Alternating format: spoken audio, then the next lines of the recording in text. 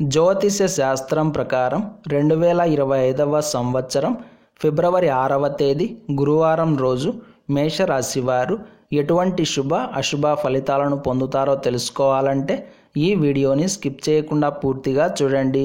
అలాగే తప్పకుండా మా ఛానల్ని సబ్స్క్రైబ్ చేసుకోండి.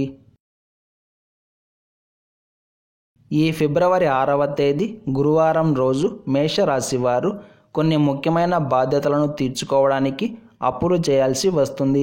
ఖర్చులు పెరిగిపోవడం వలన రుణ ప్రయత్నాలు తప్పకపోవచ్చు. మితిమీరిన ఖర్చులు ఈ రోజున మిమ్మల్ని కొంచెం నష్టపెడతాయి. కాకపోతే బాధ్యతల నిమిత్తమే ఈ ఖర్చులు ఉంటాయి కాబట్టి మీరు పెద్దగా బాధపడరు. పైగా బాధ్యతలు మోసామన్న తృప్తి మీకు కలుగుతుంది. ఏది ఏమైనా అతిగా రుణాలు చేయడం అంత మంచిది కాదు. ఎన్ని బాధ్యతలు ఉన్నప్పటికీ, ఎంత ఖర్చు ఉన్నప్పటికీ మీకు ఉన్నదానిలోనే సర్దుకునే ప్రయత్నం చేయండి. దుబారా ఖర్చులకు తావు ఇవ్వకండి. అధిక వడ్డీ రేట్లకు రుణాలు చేయడం అంత మంచిది కాదు. ఈ రోజున ఉన్నటువంటి గ్రహగతులు మేషరాశి వారికి అంత అనుకూలంగా లేవు అనే చెప్పాలి. దీని కారణంగా అవకాశాలు వచ్చినప్పటికీ వాటిని అందిపుచ్చుకోలేకపోతారు. అవకాశాలను సద్వినియోగం చేసుకోవడంలో ఆటంకాలు ఏర్పడతాయి. ఇంకా స్పష్టంగా చెప్పాలంటే కీలకమైన మరియు ముఖ్యమైన వ్యవహారాలకు ఇది అంత అనుకూలమైన సమయం కాదు. మరి అర్జెంట్ పనులు ఉంటే ముందుకు వెళ్ళండి తప్ప లేకుంటే మాత్రం సైలెంట్గా ఉండండి. రిస్క్లు తీసుకోవద్దు. ఈరోజు మేషరాశి వారికి అలసట ఎక్కువగా ఉంటుంది. శారీరకంగా మరియు మానసికంగా బాగా అలసిపోతారు. ఇంట మరియు బయట ఒత్తిడితో కూడుకున్న వాతావరణమే నెలకొని ఉంటుంది. మొత్తం మీద మేషరాశి వారు ఈ రోజంతా కొంచెం జాగ్రత్తగా ఉండడం మంచిది.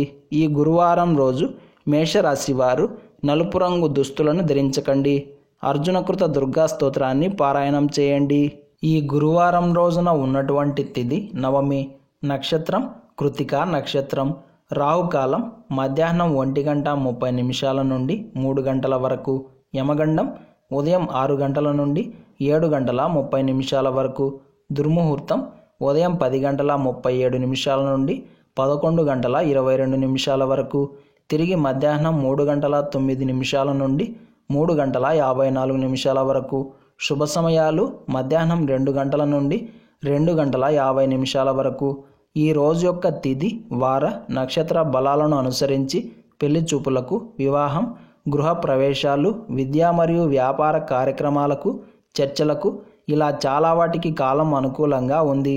ఈ రోజంతా శుభప్రదంగా సాగడానికి, అన్నింటా విజయం సాధించడానికి పసుపును పచ్చిపాలతో తడిపి నుదుటిన తిలకంగా పెట్టుకొని భగవంతుడి దగ్గర పెట్టిన ఒక పుష్పాన్ని వెంట పెట్టుకుని వెళ్ళండి.